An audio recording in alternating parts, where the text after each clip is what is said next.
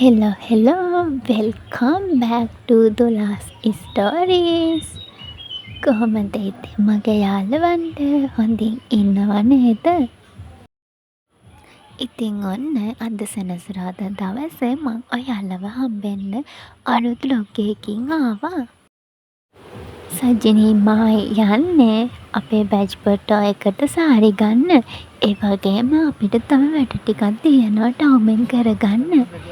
ඉතින් දැන් එන්නකෝ මාත් එක්ක සාරි තෝරන්න යන්න. ඔයාලා බලන්නකෝ මම ගත්ත සාරි ලස්සනද හොඳද කියලා. අපි සාරි තෝරලා සාරි අරගෙන ඉවර වෙලා ගියේ ලස්සන සපත්තු දෙකක් බලන්න. ඉතින් අපිට හිතට හරියනව තිබුණ නැති හින්දා අපි ආයෙතනින් ආවා. අපි දෙන්න එන ගමන් බින්චුන් එකක් අරගෙන බිව්වා.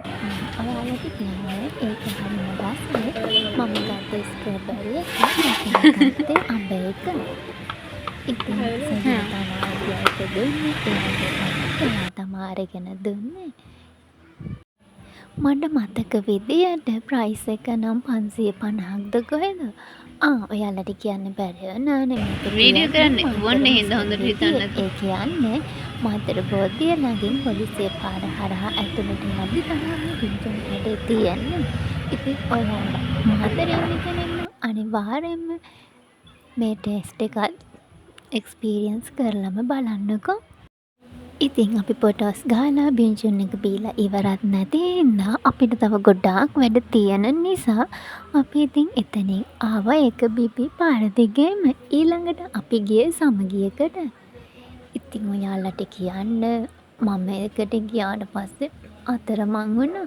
මොකද ඒ තරමට ලස්සන රෙද්දි එතකොට එක අයිටම්ස් ගොඩාරියක් තිබ්බා. ඒ වගේම අපේ බජට් එකට හරියන ප්‍රයිස් වලට රෙදි ඕන තරම් තියෙනවා.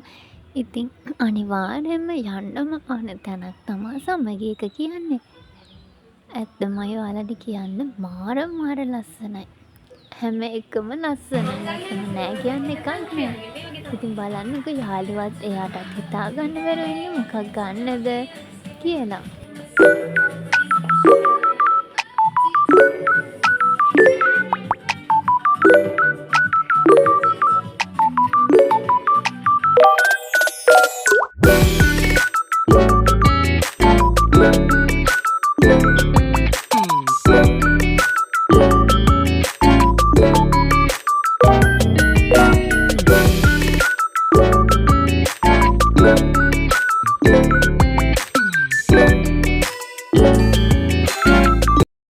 ඊට පස්සේ අපි ගියේ බිග් සිටියේ තියෙන බිග් සිටිය ළඟින් අර කපන රෙදි දෙන්නේ ගන්න. අන්න එතන තියෙන කඩේකට මම ඒ කඩේ නම නම් දන්නේ නැහැ.